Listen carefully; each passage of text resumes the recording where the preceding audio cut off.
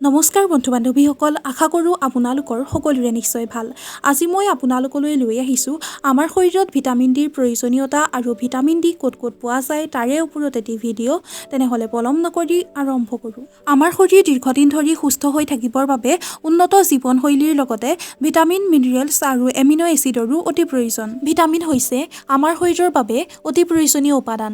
ই কেইবা প্ৰকাৰৰ, তাৰে ভিতৰত ভিটামিন ডি অন্যতম। ভিটামিন ডি আমাৰ শৰীৰত প্ৰৱেশ কৰি কেলছিয়ামৰ অৱশোষণত সহায় কৰাৰ লগতে কেলছিয়াম আৰু ফছফৰাছৰ উচিত ৰক্ত নিৰ্মাণত সহায় কৰে। ই দুই প্ৰকাৰৰ, ভিটামিন D2 আৰু ভিটামিন D3। ই আমাৰ শৰীৰত হাড় আৰু মাংসপেশী মজবুত, ৰোগ প্ৰতিৰোধক ক্ষমতা বৃদ্ধি আৰু দাঁত মজবুত কৰি ৰখাৰ লগতে অনিয়মিত ঋতুস্ৰাৱ আদি সমস্যা দূৰ কৰে। যেতিয়া আমাৰ শৰীৰত ভিটামিন ডিৰ অভাৱ হয় তেতিয়া কেলছিয়ামৰ অভাৱো পৰিলক্ষিত হয়। ই সৰু ল'ৰা-ছোৱালীৰ পৰা আৰম্ভ কৰি বৃদ্ধলৈকে সকলোৰে বাবে প্ৰয়োজনীয়। শৰীৰত ভিটামিন ডিৰ অভাৱ হ'লে সৰু ল'ৰা-ছোৱালীৰ ৰিকেটছ অৰ্থাৎ পয়া লগা ৰোগ, হাড় আৰু মাংসপেশীৰ গঠনত শিথিলতা, গাঁঠিৰ বিষ তথা অস্টিঅ'পৰাইচিছ, হেয়াৰ ফল আদিৰ সমস্যাই দেখা দিব পাৰে। অৱশ্যে ভিটামিন ডিৰ অভাৱৰ বহুতো কাৰণ হ'ব পাৰে। শৰীৰত সূৰ্যৰ পোহৰ নপৰা অথবা বাহিৰলৈ যাওঁতে ডাঠ কাপোৰেৰে শৰীৰ ঢকা বা ছানস্ক্ৰীন ব্যৱহাৰ, ভিটামিন ডি যুক্ত খাদ্য নোখোৱা ইত্যাদি। পুৰুষৰ তুলনাত মহিলাৰ শৰীৰত ভিটামিন ডিৰ অভাৱ বেছি হোৱাৰ মূল কাৰণ হৈছে ঋতুস্ৰাৱ আৰু গৰ্ভধাৰণ। এতিয়া আহোঁ ভিটামিন ডিৰ মূল উৎসসমূহলৈ।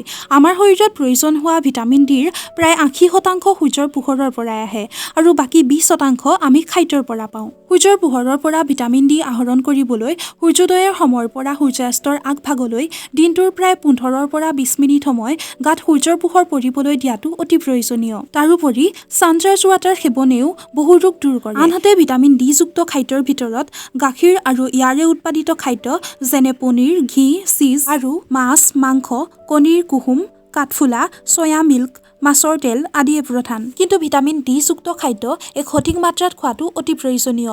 শৰীৰত ভিটামিন ডিৰ মাত্ৰা অধিক হ'লে high blood pressure, kidney stone, heart problem, headache আদি সমস্যাই দেখা দিব পাৰে।